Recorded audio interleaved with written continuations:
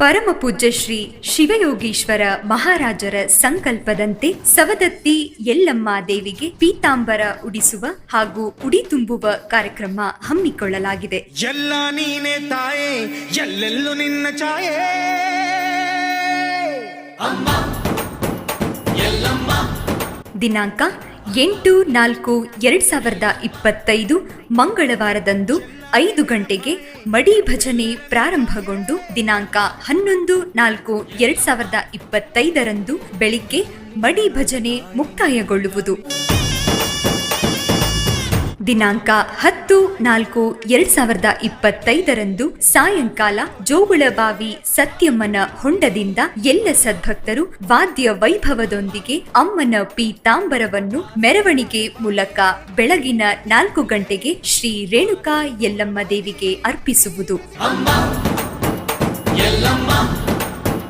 ದಿನಾಂಕ 11/4/2025 ಬೆಳಿಗ್ಗೆ 8 ಗಂಟೆಗೆ ಧರ್ಮಸಭೆ ಜರುಗಲಿದೆ. ವಿಷಯ ಮಹಾಮಾಯೆ ಶಕ್ತಿಯ ವಿಚಿತ್ರ ಅವತಾರ.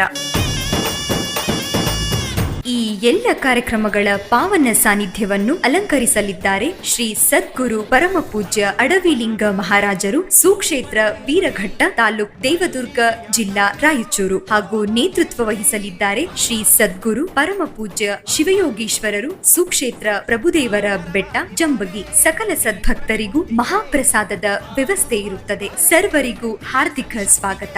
ಧನ್ಯವಾದಗಳು. ಯಲ್ಲಮ್ಮ.